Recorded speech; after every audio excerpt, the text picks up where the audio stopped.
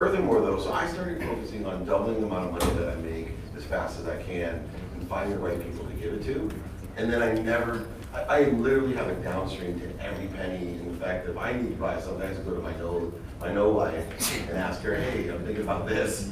Right. And it's and worse. You have that no person or that yes and those questions have helped me. And it wasn't a matter of education. It wasn't a matter of honesty or intent, which a lot of people think with athletes, highly educated, highly arrogant, and it was the ego that I had to do everything myself. I got here myself, I want to buy my mom a house and a car, all those things.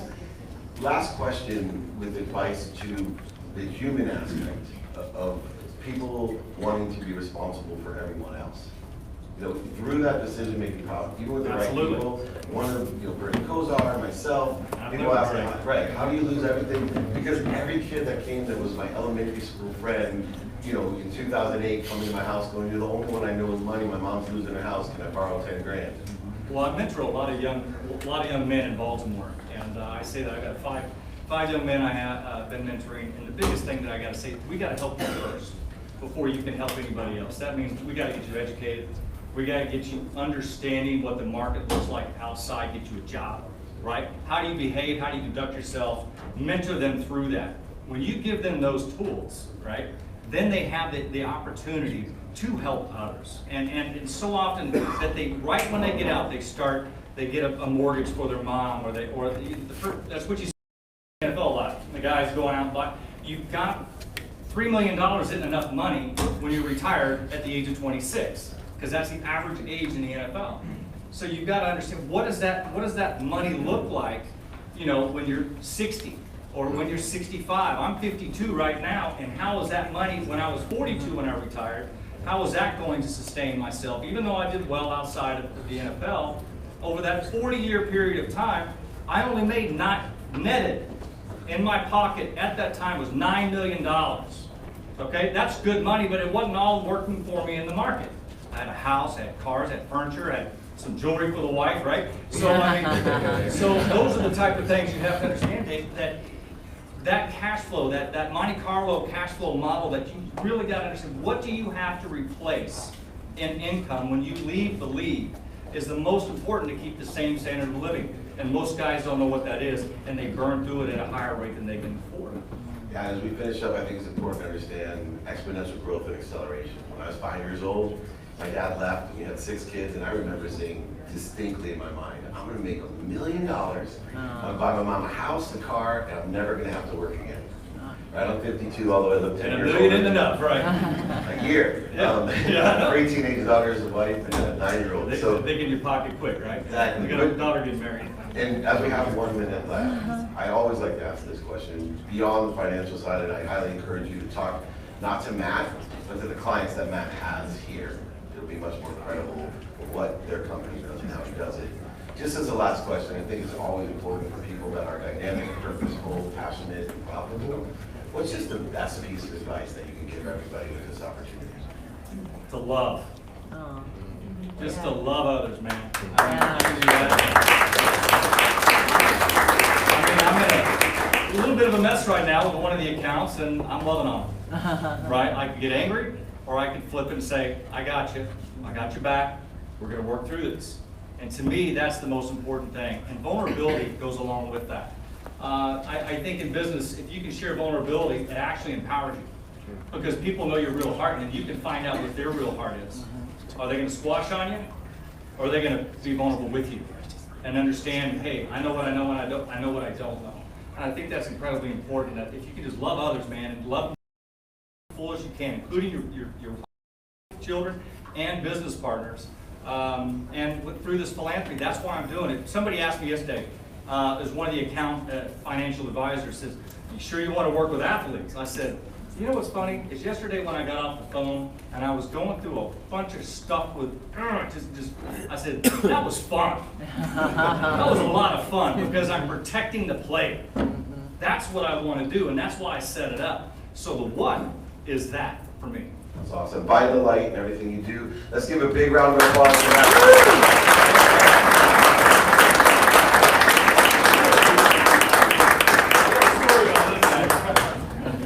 Thanks, Jack. That was great.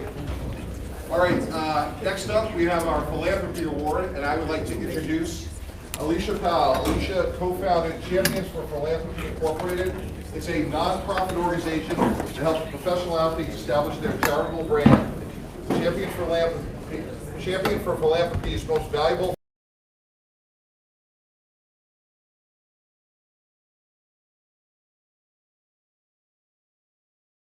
Alicia and Michelle.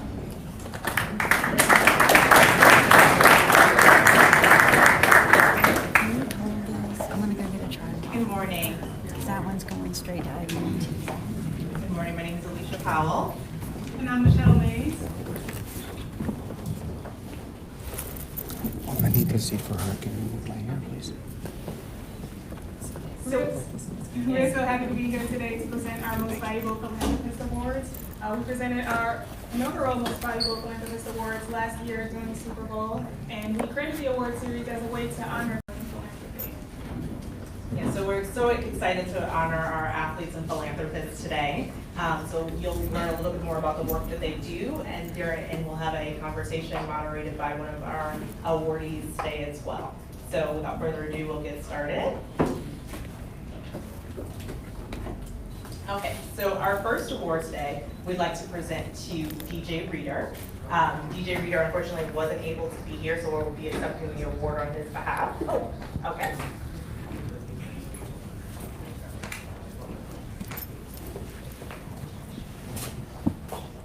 Presenting the Rising Star Award for DJ Reader.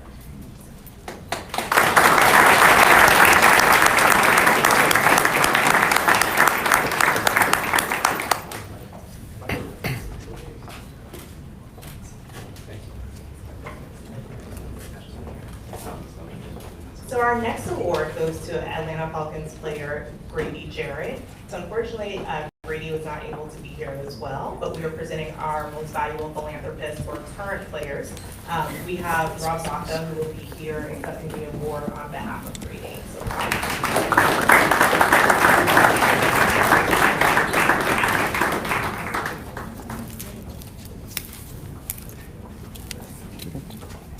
So our next award for Most Valuable Philanthropist for a retired NFL player will be going to Santonio Holmes. So we'll be learning more about the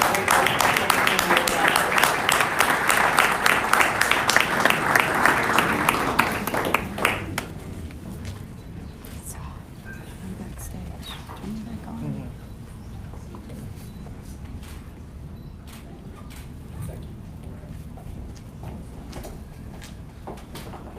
Last but not least, we'd like to present our Community Champion Award to Dave Melton for the work that he does in this, for good in general, especially in sport philanthropy. We actually have our honoree from last year, who's on the panel. Rob Baca was our Community Champion last year down at Super Bowl. So it's nice to have him back here again. But I'd like to bring up Dave Melton and thank him for all the work that he does.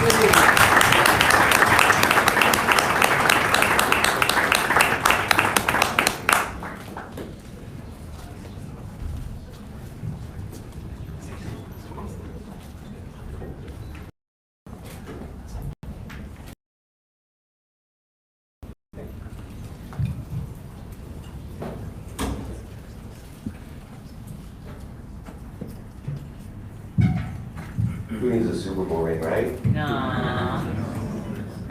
There we go. All right, guys. People asked me what I was doing at the Super Bowl this time, and coming here after got this last year presenting you Community Champion Award, these are the things that I live You for. got disconnected. Just take that with And you. I highly encourage you as well. You can be recognized only for what you've done for other people. I actually have only one mission in life left. It's to empower 1,000 people, which is why I do so many events, videos, speakers, books, all the stuff that I do. To find 1,000 of you that are willing to impact 1,000 people, to impact 1,000 people.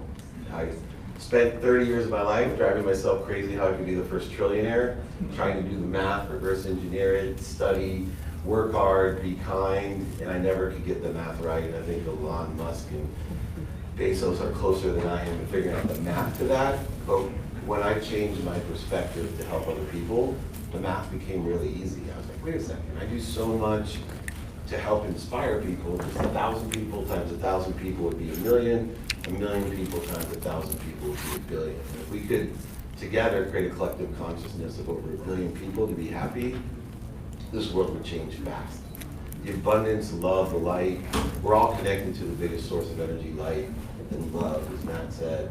And I just highly encourage you, if you could help me, just looking for 1,000 of you that are confident enough to empower another 1,000, to empower another 1,000. We can actually change the world. So when I was 5 years old and said I was gonna be a millionaire, buy my mom a house and a car, and then later said I'm gonna change the world, mathematically I think I actually proved it. And a lot of people that have seen me speak and the videos and things, I think they believe too that I can empower 1,000 of you. So Come on.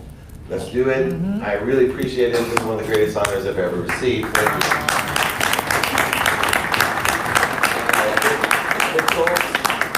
To let you guys each just give some background on what you do and what's important to you in the philanthropic side of things. So, Rob, if you could give us a little bit of background for you or your recipient, let's have it. Okay. So it's great to be back. Congratulations, Dave. I'm super pumped for you and what you've been able to accomplish. So real quick on me, and then we'll get to Grady. I help lead the office for Grady Jarrett and other players, and my role is, for Grady in particular, to be his community director, to be his business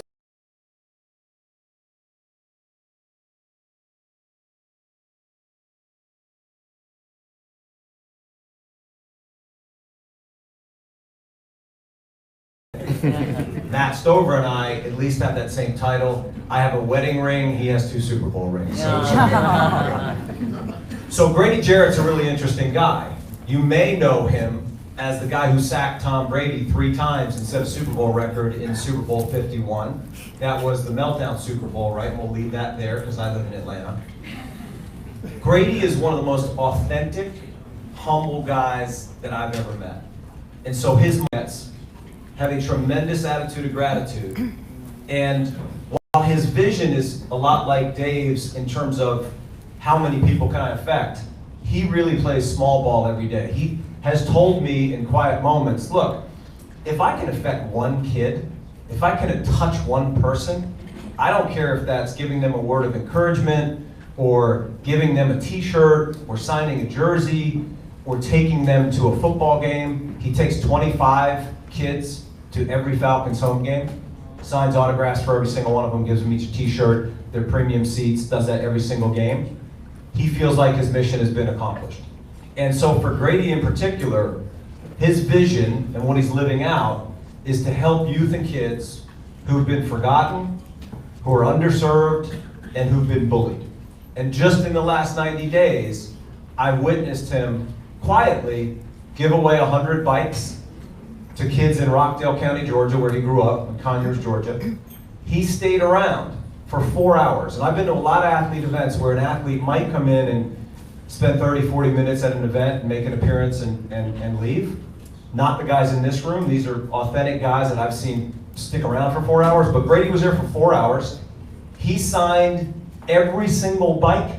He took a photo with 100 different kids. He hugged every parent. He hugged every sheriff's deputy who was there because the sheriff's department was participating. Before that, over Thanksgiving break, he quietly, without fanfare, served a dinner, like a high premium dinner, to 100 men in a transitional homeless program in Atlanta called the Atlanta Mission.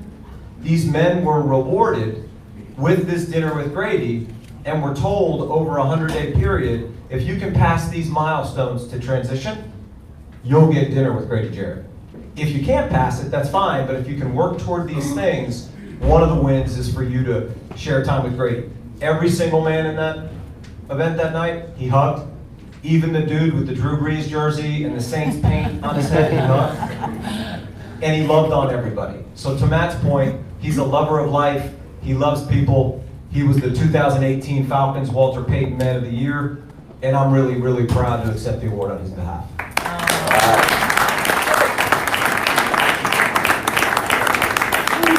Young stud here, most interested. Give us a little background on what you're doing in the field. First off, I want to say thank you to Champions for Philanthropy for recognizing Santonio Holmes and the work that we're doing for the Third and Long Foundation. Third and Long Foundation was founded in 2009, and it was built on the premises to take care of kids with sickle cell disease. Not sure if many of you know what sickle cell disease is and how it affects people, but at the age of 17, I found out how it affects people. I had my first son at 17 years old. I didn't know his mom carried a sickle cell trait. Neither did I know that I carried a sickle cell trait. The minute our son was born, they had asked us if they could keep him in the incubator for about 4 to 6 hours and then bring him out to us. I was concerned that something had happened, something was wrong with him. And they came back and told us, did you guys know that your son is born with sickle cell anemia? And I was very shocked. I didn't know what sickle cell was, but I had heard about it through people living in my area, back in Belgrade, Florida. So I started doing a little research, and I saw very many people's lives, and the life expectancy of an individual born with sickle cell anemia is about 30 years. So now you can understand that my passion for supporting sickle cell became a little bit, more meaningful to me. That this is actually home. This is my creation that may not have an opportunity to make it, past 30 years. So my goal in life was to make sure that I provided enough funds that no matter when he was admitted into a hospital, that he would get an opportunity to have a fair chance at all the medicines possible to provide a better lifestyle for him. So thank you to Evan Pierce, who has been my VP for about 8 years now, and helping me, make great headways with the Third and Long Foundation, and we're touching so many places. My son now is 17 years old, and he's a senior at Langston Hughes High School in Fairburn, Georgia, and he graduates this year, and he's planning on going to college.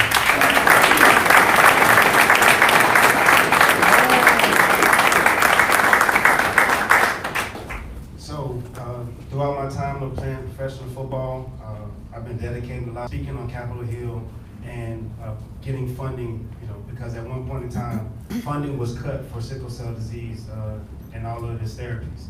So I became an advocate for sickle cell, and through the help of Evan and Andrew Morton, in their group for, putting me in the right place and with the right people so that I can make an impact with the Third and Long Foundation. And Santonio Holmes III, being the most important person in my life at that time, and third down and long, as you guys know, is one of the most important downs in football. So I wanted to branch that bridge together so that people can see that we all have our athletes, but we have a bigger heart and a special cause that we are all fighting for, and it's not just for the people that put on uniforms. And I want to say thank you to all you guys for coming here, and thank you again for recognizing me for this award. Thank you.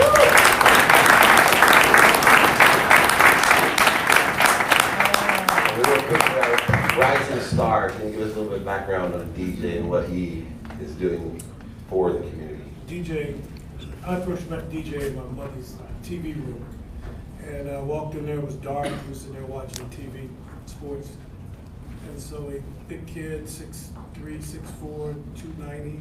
Oh, wow. And I said, what do you do? And he says, I'm a baseball player. And I said, well, you better learn to put your hand on the ground and play some tackle. So we ended up going to Clemson on a baseball, football scholarship. DJ is very fortunate that he came from a home with two parents. And parents were educated, they were driven, parents were humble. A lot of things were passed on to him. In the community, which is in Greensboro, North Carolina, he is completely involved and engaged in all the things, in several high schools, not just the high school that he attended, but several high schools. DJ is very active in the community in Houston. He's with the Texas. Awesome. We got a few minutes, so I'm gonna go one round of questions. Let's spend about a minute or two each. I met with a guy who's really old now, one of my mentors, Dennis Wade. You might know who that is, a famous sales trainer. And he said something, he said, "Dude, you're planting seeds for trees that you'll never sit under." Just even saying it chokes me up. because that really changed my perspective of what I was doing. That my whole life was going to be to plant these seeds. We never know by telling somebody that we're proud of them, by giving them the bike, by saying, Tony, I've seen you, man, just stop and sign something, and people come back 30 years later and tell you, oh my God, that changed my life. And I'd really like to know your perspective on the seeds that you think that we should be planting for the trees that will never sit under.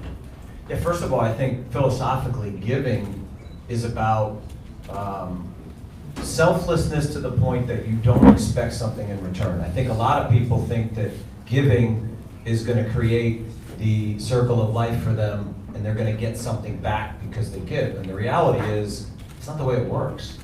Giving is about planting seeds, investing in people, having an attitude of gratitude, having an abundance mentality, believing there's enough for everybody, investing in other people, and not thinking about, well, if I invest in this person, then they're going to give me Y. So I think you can't tie your mentality and your mindset to what's in it for you.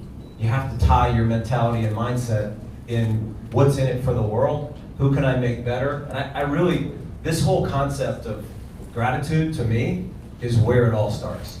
If you live your life with an attitude of gratitude and an abundance personality, magic happens. And for DJ and Grady, maybe not so ironically, both are defensive tackles, both are stars in the NFL, both went to Clemson, both had Dabo Sweeney as a coach, both kids' mothers, Felicia Reeder and Alicia Jarrett, are rock stars in terms of mentoring and how they led their children to give by showing it. So I think you need to be around, don't be around people who are takers. Put yourself around people who are givers so you can become more of a giver. Build your village of givers. Don't build your village of people who are takers. All right. What seeds do you want to plant here? You got a long journey ahead of you. My mission has been to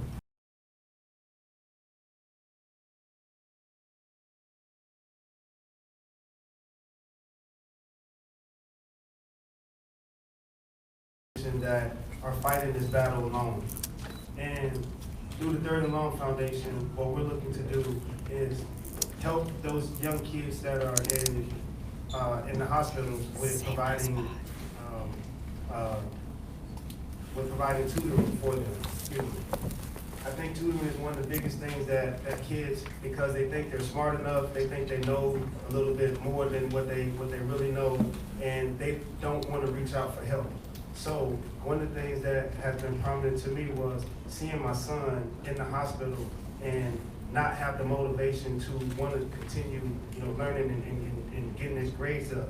So I decided to provide a tutor during the times where I couldn't be at the hospital to provide him, that stability that's going to force him to do what is right in the long run.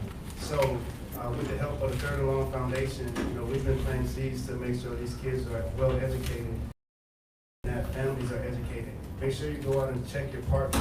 Please get blood tested to find out if you are sickle cell carriers, because that's exactly how this disease continues to spread, because we're uneducated with the fact that we're sharing our love and our hearts with our partners, but we're not realizing that it takes a little bit more, to share with the individual when you have to deal with a kid that is dealing with a certain disease that you carry, that you're unaware of, how you can educate. Awesome. Thank you. Let's give her a big round of applause for these unbelievable award winners.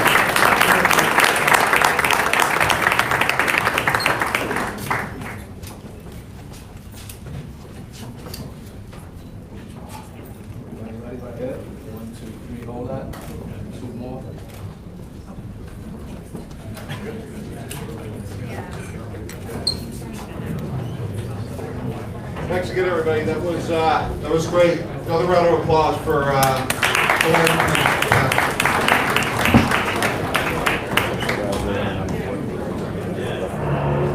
All right, we're going to keep the program running. Try to stay on time here.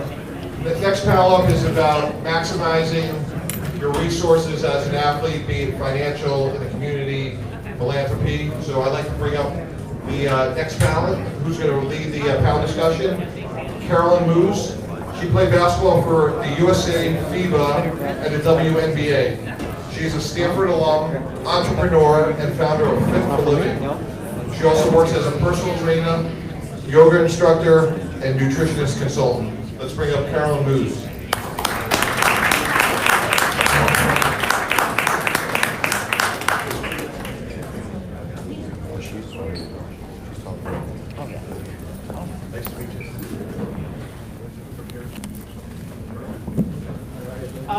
I'd like all my panelists to come up. I think we are actually waiting on 2 of them, so come on up.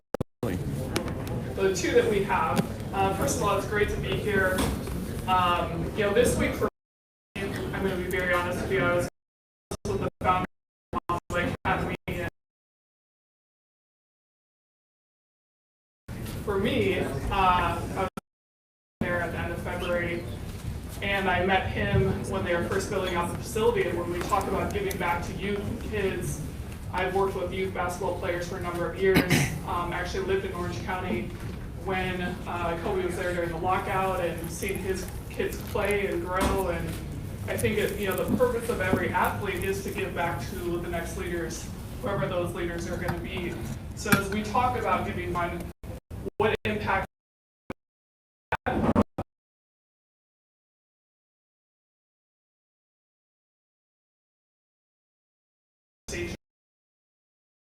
could be, but is the reason for what we do.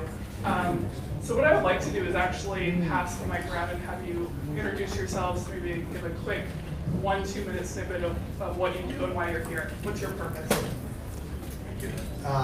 Well, thanks for having me. My name is Isaiah Kesevinsky, and excited about this conversation. I know we can take it different ways, but and I know we're probably getting into a variety of different things, but one of the things I'm very, very passionate around is really allowing kind of equal opportunity at a young age for all demographics across the board. And part of that's a very personal story for myself. I grew up with 5 kids, was homeless.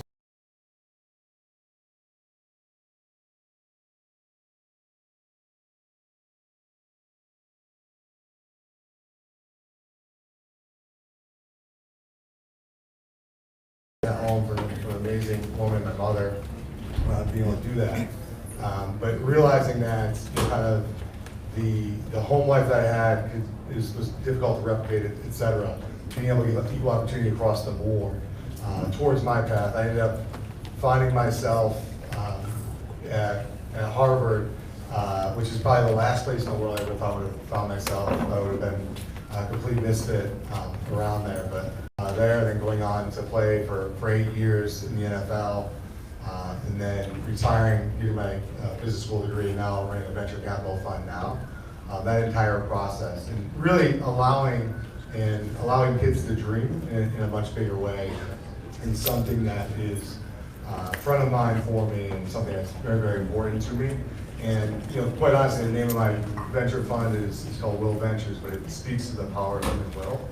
And that belief that anyone, starting at even a young age, right, that if you work hard enough, you can find your way in this world. And, we live in an amazing country, and it's really having that light bulb go off every single day is really what it's all about. Absolutely, thank you for sharing that. Let's not that one. So I'm Ben Horbach. I have an advisory group called the Ascendant Athlete, and so we work with athletes, teams, leagues, and nonprofit organizations to advance their social impact and to measure it so we know how well that we're doing. There's a little bit of a backstory. I started this up 2 years ago. Before that, I spent a little bit more than 15 years working in international relations, and in particular looking at why do people join terrorist organizations and setting up programs at a grassroots level in different parts of the Middle East and Africa that, you're not born a terrorist. There's environmental factors that go into it, but setting up different programs from a community development perspective to help people find pathways to dignity. And so I was doing that for a while, and after the 2016 election, I kind of got a 2x4 to the head, and I decided I wanted to reposition myself and see what we could do with that skill set and those metrics at a domestic level, and looking at the different things we have going on in this country to be able to address that. And so I looked at the world of sports, you guys that are out here, accomplished leaders in your fields, that there's this amazing opportunity to help support sustainable change that makes our communities better, our country better. So that's what I've been working on. Excellent. Really done. Doug Flutie, played a bunch of football along the way. Post-football has basically been, a big focus has been on our Foundation for Autism. Autism became, in the 80s, very prevalent. The numbers went from 1 in maybe 2,500 kids to 1 in 1,500 to 1 in 500 to 1 in, now 1 in 66. So the numbers have escalated over the last 20, 30 years and gone through the roof. We created a foundation in our son Dougie's name and have used that platform to raise approximately $24 million at this point. And try to make a difference with the parents and the families at home and take some of the relief off them. We thought we could make enough money maybe to help towards research. We really haven't gone that direction. We're going more towards services for families and make a difference in their lives for the children individually. Our son Dougie was diagnosed at age 3. At 1.5 years to 2.5, he spoke in full sentences. He shoot a little tight basketball. My nephew taught him to leave the hand out and say money, and he did all those things that you expect of a 2-year-old. And by the time he was 2.5 to 3, he started regressing. And there's some thoughts in our mind of why this happened this way. A lot of children with autism, Dougie anyway, went to the point where he has no speech, he's nonverbal, he's now 28 years old. We've had our foundation for 20 years. But I think you need a passion, whatever it is, whatever aspect you go in, especially, I had it for football and post-football, you have to have a passion for whatever it is you get involved with. You can't just do it because it's the publicly acceptable thing to do, or it's going to make me look good, or whether it's a secondary career. If you don't, it's hard, especially as a football player, to find something that you have the passion about that you had for football. Of running out of that tunnel in front of 80,000 screaming people and millions at home watching on TV and knowing people care, and this is something you've worked for all your life. To find something that you care about is a difficult thing, to care about at that level. And for us, it was a personal reason because of our son, and all of a sudden it took the blinders off and opened us up to a whole world of children and families that need help, and we were able to support and start up schools and education programs and funding for at home and pools and schooling and even toys. So it's been very rewarding, and it's just a different aspect of our lives that becomes passionate in the way. Wife and me. Not my wife. Correct English here. My wife and me. Correct. Hey, how do you wind up just bumping into Harvard? It's like it just happened. Like you walked into the school and they said, "Okay, come on in." I will say this: you know, sometimes you put your head down and you work hard, and all of a sudden you look up and you have an opportunity. That's exactly what happened.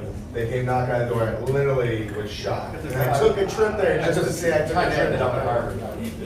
That's why I mean, the over-under for somebody who went to Harvard to race it in a conversation is usually 45 seconds. So I do have to chime in for 1 second. I actually went to Stanford, so. But one thing I want to highlight that he definitely summed up very well is hard work. Where'd you go? His hard work got him there. I think a lot of times we think that things happen because of what you've already accomplished, but you put in the work in order to make the next thing happen. And I think that that's a testament to outcomes is hard work, for sure. Good. I can mention. Go get it.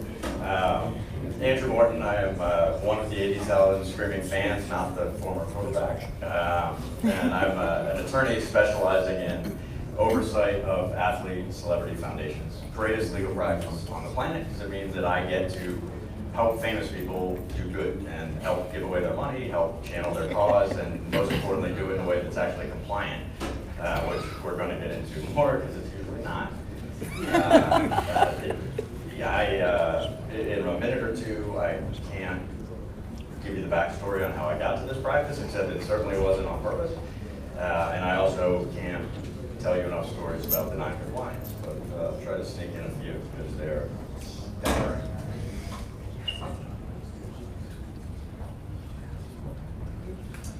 Wonderful. So we're going to move on to some questions, and feel free to chime in, differently in terms of order. So the first one, we are here to talk about impact and giving back to the world. So I want to talk a little bit about what do you feel the differences are when you think about philanthropic work and social impact. How do you define the discrepancies between those two definitions?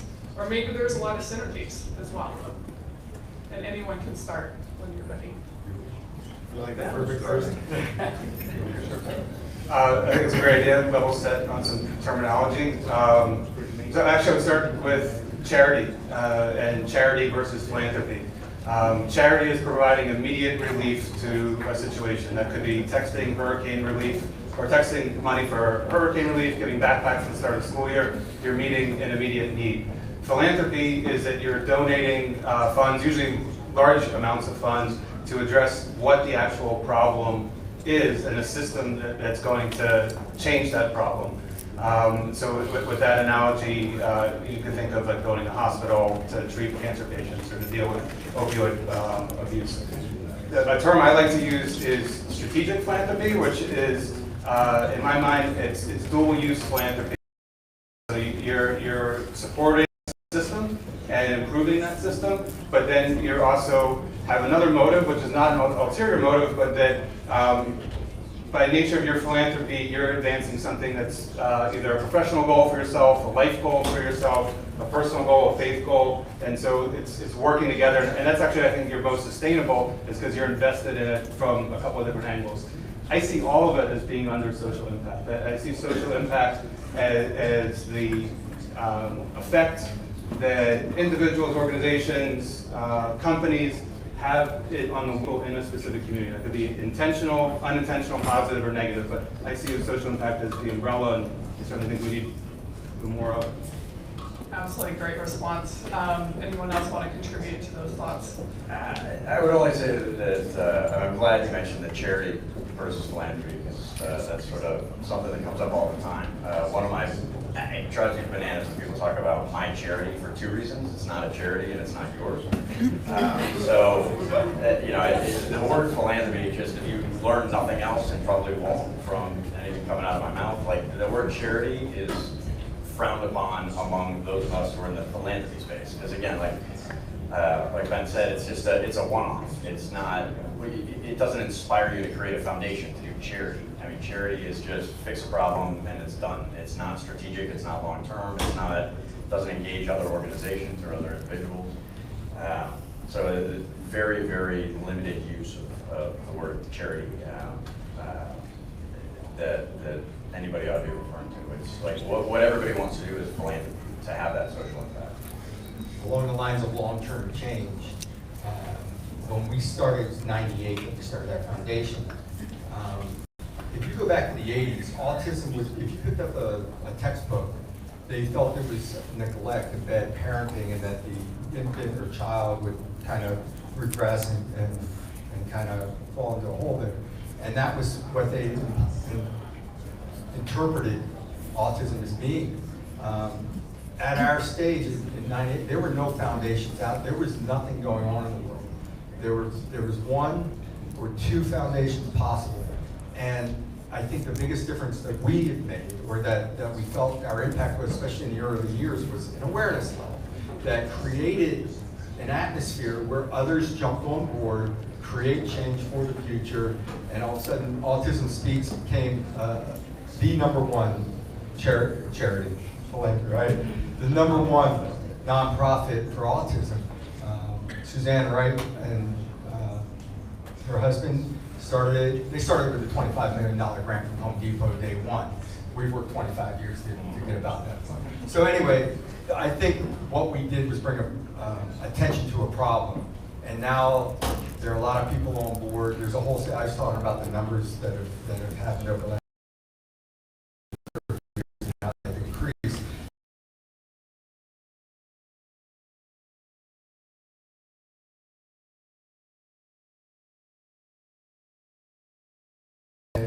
Or self-worth for these individuals. So the don't go away, they just keep going.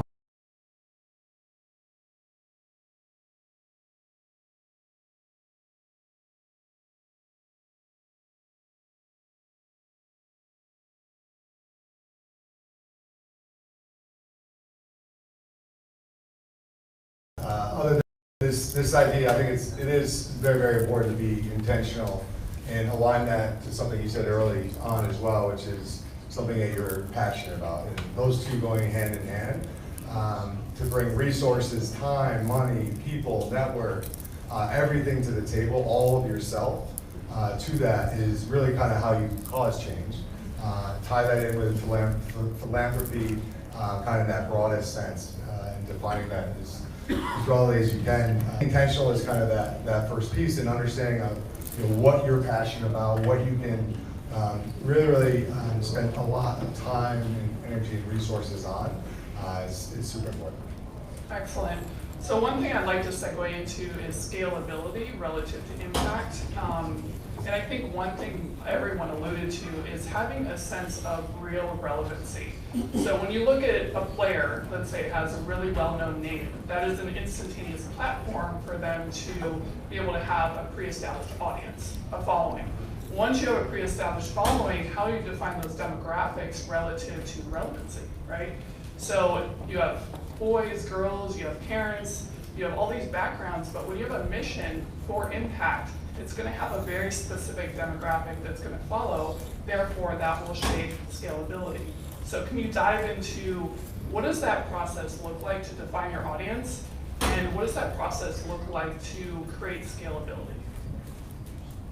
Let me start. Great question, because I don't actually think you can accomplish a whole lot of much if you don't have a plan.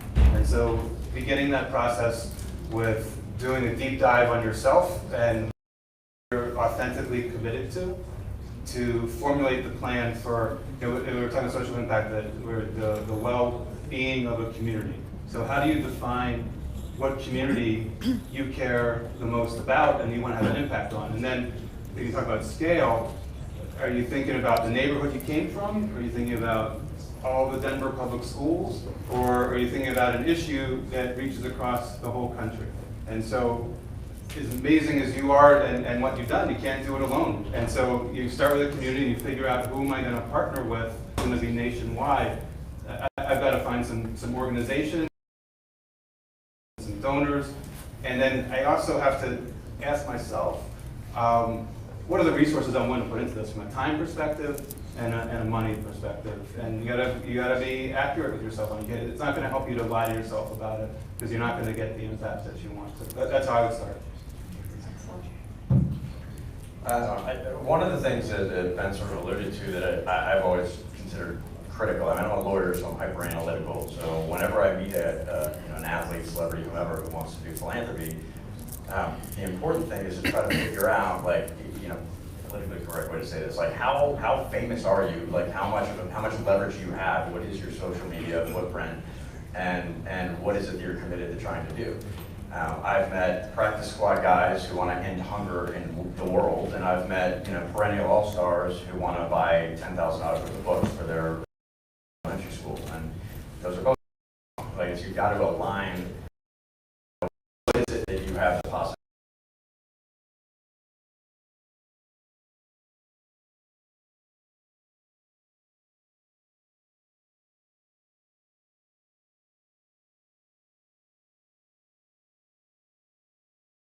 How committed are you giving your time, your money?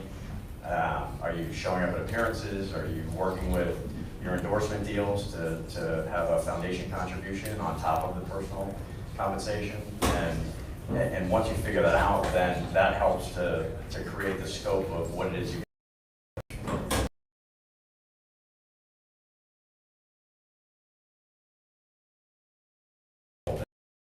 because They just had wildly, overblown expectations for what they would be able to accomplish. So, it's super important in terms of having that ability to scale, that you start at a place that makes sense for who you are, where you are, how much time you want to give, what your network looks like. And once you sort of lock all that, the right, and that success, scale it to something larger. Being a former professional athlete myself is creating relevancy while you're currently in those playing years and not waiting to have reflection about who am I now. So you mentioned community service. I know for me in the WNBA, when I played overseas professionally, we had close to 30 events a year. And just being in the communities, as well as going back to your high school, going out and meeting parents, meeting kids, taking time to shake their hands, asking them what they care about, so that they get to know you as a person beyond, and just being able to create a personality and a true heart behind the individual that you are and what impact you want to have. And I think sometimes the mistake that pro athletes make is they wait too long to create that foundational component of awareness of who they are. I appreciate you alluded to the process of that. Well, the flip side is, you're going to err on the other side. Like, I, generally speaking, will not work with rookies. It's like, learn your plays. Like, be relevant on the field before you can be relevant in philanthropy. If you try to do too much too fast, you're either gonna tick off your coach or your agent or fail at philanthropy. So there is a sweet spot there. Like, it's not the first year or two, but again, definitely not way down the road when you've missed your window. No doubt, and that is a hard thing as a player, because your job and your expectations of the community, and they want to win a Super Bowl, when you're playing, your focus is so narrow and right here on game day, and at some point you become secure within your career. You start feeling secure about your job, and that's when the blinders come off and you start realizing there's other things in the world, and you become a part of it. For us, our expectations, we were talking, just to regress a little bit, we thought it was going to be just a local little thing that we start in our community. Well, it happened to time up about a month later that I became a starting quarterback. And then we did the Fruity Flakes thing, and it came out, and everything just catapulted. It became a national foundation rather than just going back to our New England roots in our little area. It became bigger than we thought. But we switched our mission to helping families as opposed to dealing with the research end, and just narrowed that focus and did it nationally. And just, so, as an investor, as a venture capitalist, you're always thinking about scale. How does it scale? Does it have a venture profile to be able to scale like crazy? And I think the beauty in this space is you can start small, and that's okay.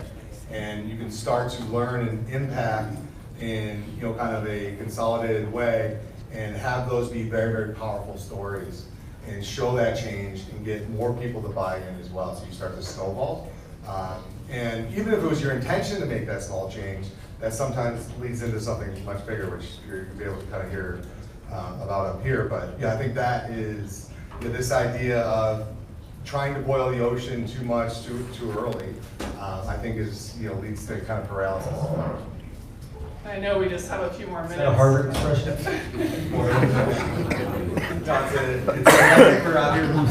It's a pretty horrible VC. It's a little tougher over at Stanford because Stanford, the water's colder. Oh, perfect. One last thing I wanted to touch on is how do you measure impact? So in my mind, you have qualitative and you have quantitative ways. You can say, oh, we raised $20 million, but how many human lives did you affect as a result of that project, as a result of that ongoing mission? So for me, I think it's very important to look at both aspects. What are the personality traits for changing? What's the level of commitment on both the qualitative and, most importantly, a combination of qualitative and quantitative ways? So I think we only had 2 minutes, so that will wrap up our panel. But thank you guys for listening and being a part of our panel. We really appreciate it. Guys, thank you. Go ahead.